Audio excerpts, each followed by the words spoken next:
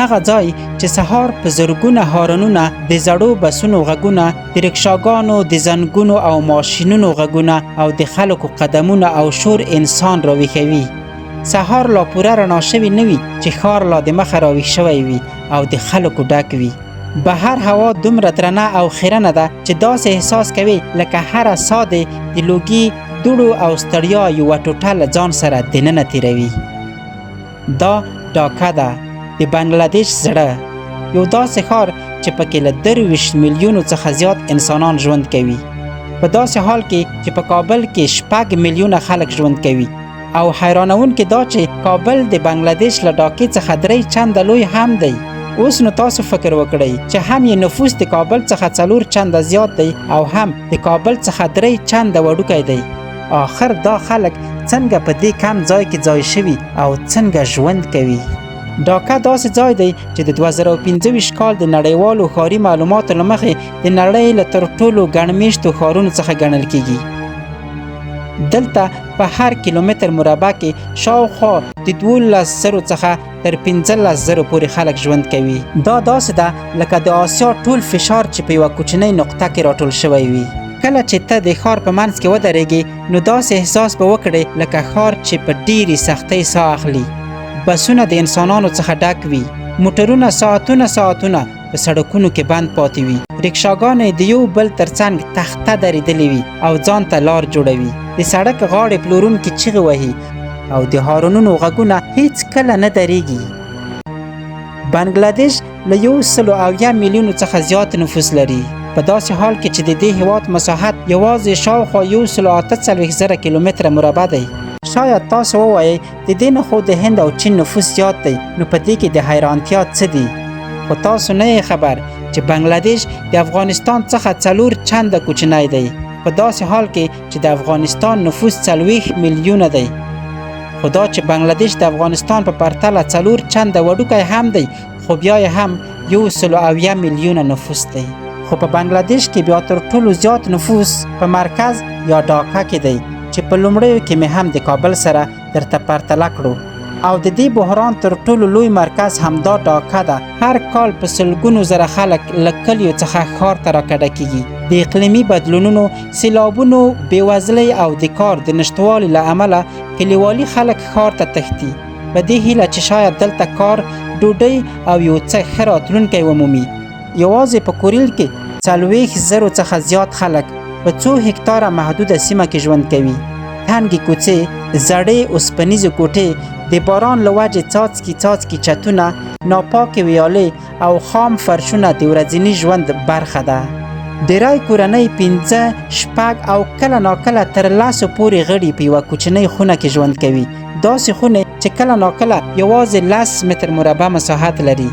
د شپې فرشونه په بسترونو بدلیږي. آشپزخانه یا پخلنځي د خوب خونې شي. شخصي ژوند تقریبا له منځه تللی دی. خو سره له دې خلک بیا هم ژوند ته دوام ورکوي. سهار وختي ښځې د اوبو ډک لوښي په لاس د اوږدو لیکو په منځ کې ولاړې وي. ماشومان د ښوونځي پر ځای کار ته ځي. یو هلک د موټر شیشې پاکوي، بل په کثافاتو کې د پلاستیک او وسپنو ټوټې لټوي او یوه کوچنۍ نجلۍ د موټرو ترمنځ ګلان خرڅوي. د هغوی ماشومتوب د فقر قرباني شوی. خو درد یوازې فقر نه دی، ککړتیا بیا لا خطرناکه ده. د 2025 کال د نړیوال هوایي کیفیت شاخص له مخې ډاکا په دوامداره توګه د نړۍ له تر ټولو ککړو ښارونو په کتار کې راځي. د PM 2.5 ذرات هغه کوچنۍ زهرجن ذرات دي چې د انسان سږو او وینو ته داخليږي، او دا کچه د هر انسان لپاره خطرناکه ګڼل کیږي. دا یوازې د ناروغانو لپاره خطر نه دی، حتی روغ انسانان هم د دې هوا له امله د سږو، زړه او تنفسي ناروغیو له خطر سره مخ وي.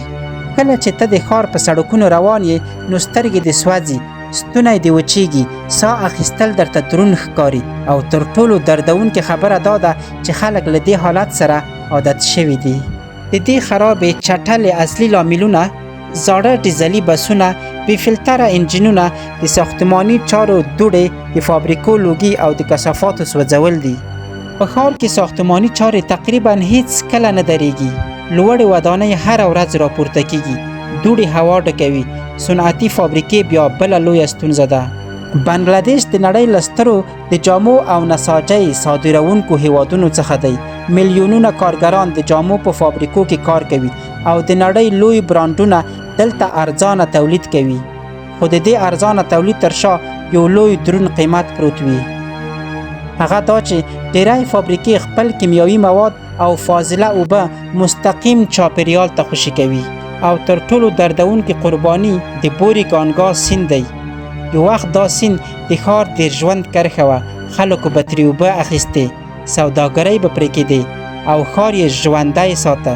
خو نن ورځ دا سیند د کثافاتو، صنعتي زهرجنو موادو، پلاستیکونو او فاضله اوبو په یوه تور چټل او دردناک جریان بدل شوی دی.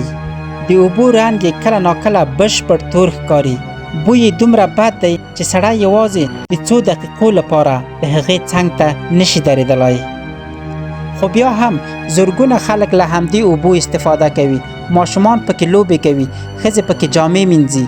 ځینې خلک ترې د ورځني ژوند لپاره اوبه اخلي ځکه هغوی بل انتخاب نه لري. د چاپیریالي مطالعاتو له مخې د ډاکې د سطحې له 80% څخه زیاتې اوبه د انسان د استعمال لپاره غیر خوندي ګڼل کېږي. په ښار کې د کثافاتو ستونزه هم له کنټروله وتلې ده. د 2025 کال معلومات ښیي چې ډاکه هره ورځ له 6,000 ټنو څخه زیات جامد کثافات تولیدوي. خو د ښار د راټولولو سیستم دومره قوي نه دی چې دا ټول مدیریت کړي. نو کثافات چیرته ځي؟ په ویالو، سیندونو، تنګو کوڅو او د خلکو د کورونو څنګ ته ځي.